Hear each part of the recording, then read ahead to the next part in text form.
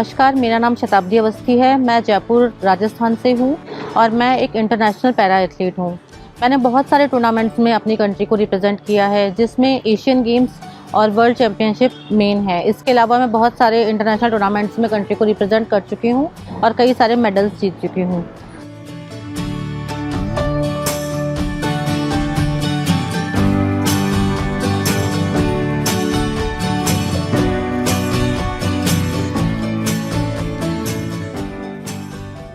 मैं ये बताना चाहती हूँ कि मैं हमेशा से व्हीलचेयर पे नहीं थी। 2006 में मेरा एक एक्सीडेंट हुआ और उसकी वजह से मैं व्हीलचेयर पर आई। उससे पहले मेरा सपना था कि मैं देश की सेवा करना चाहती थी, इंडियन आर्मी ज्वाइन करना चाहती थी। लेकिन जब मेरा एक्सीडेंट हुआ तो उस वजह से ये सपना मेरा टूट गया और मैं हमेशा के लिए व्हीलचेयर पर आ गई।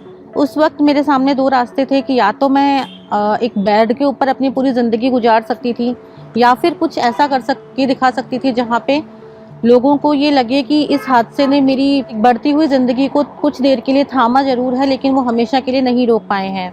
तो डेफिनेटली मैंने दूसरे रास्ते को चुना और उस वक्त सबसे मुश्किल ये था कि मैं क्या करूं, क्योंकि मेरे चारों तरफ एक अंधेरा था और एक भागती दौड़ती ज़िंदगी जब एक बिस्तर के ऊपर आके सिमट जाती है तो आपको नहीं समझ में आता कि आपको किस दिशा में आगे जाना है। वहाँ मेरा हथियार बनी मेरी शिक्षा। मैंने ग्रेजुएशन कंप्लीट किया था तो वो एक हथियार मेरे पास था जिसके सहारे मैं आगे बढ़ सकती थी।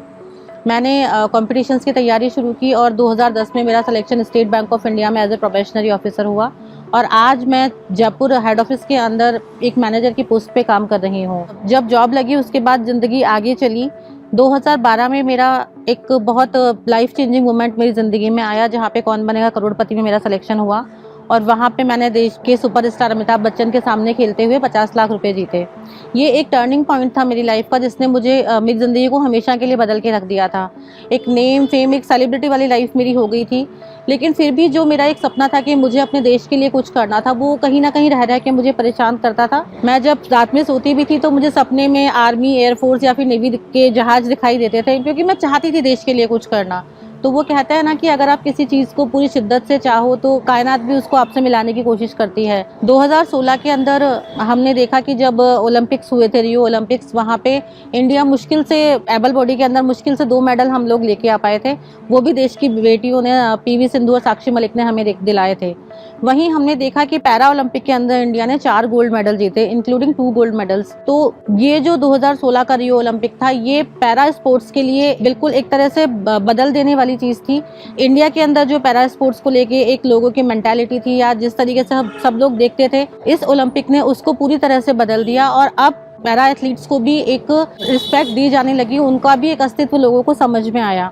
तो वहीं से मेरी भी जर्नी की शुरुआत हुई। 2016 के बाद में मैंने स्पोर्ट्स स्टार्ट किया और मैंने अपना पहला टूर्नामेंट 2017 में दुबई के अंदर खेला था, जहां पे कि मैंने अपनी कंट्री के लिए सिल्वर मेडल जीता शॉटपुट के अंदर, वर्ल्ड पैरा एथलेटिक चैंपियनशिप 2017।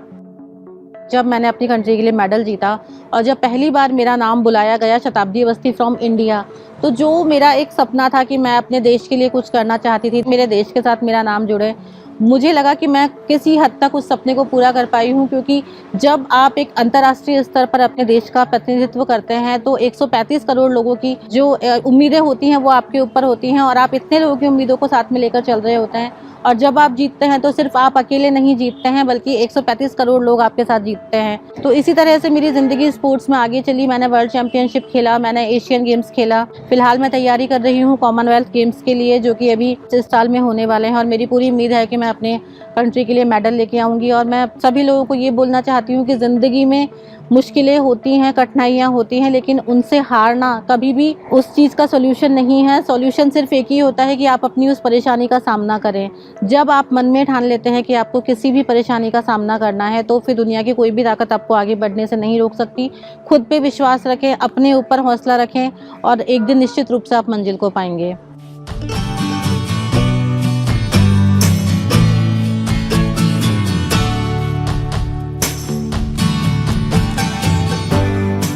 सभी लोगों को अंतर्राष्ट्रीय महिला दिवस की बहुत बहुत शुभकामनाएं। जितनी भी महिलाएं मुझे सुन रही हैं, मैं एक ही बात बोलना चाहती हूँ कि कभी भी किसी भी तरह से अपने आप को कमज़ोर नहीं माने।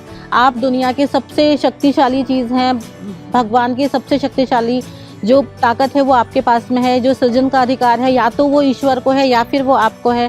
तो आप किसी भी रूप में कमज़ोर नहीं हैं। दिन में कुछ समय अपने लिए ज़रूर निकालें। वो वक्त आपका अपना है, जब उस वक्त में आप जाएंगे तो आप अपने आप को पहचान पाएंगे, आपके अंदर की जो क्षमताएं हैं उनसे आप रूबरू हो पाएंगे। और जिस दिन आपने खुद से साक्षात्कार कर लिया, आपको किसी के सहारे की ज़रूरत नहीं पड़ेगी। बिल्कुल मैं मानती हूँ कि एक सफल ज़िंदगी के लिए सभी का साथ ज़रूरी है, उस साथ को लेके चलें, लेकिन कभी भी अपने आप को एक बोझ ना समझें, किसी के ऊपर डिपेंडेंट ना समझें।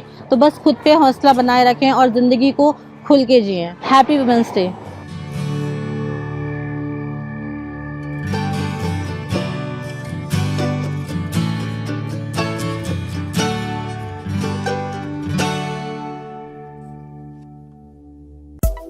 Subscribe to Midday India. Get direct notifications on all our videos by clicking on the bell icon.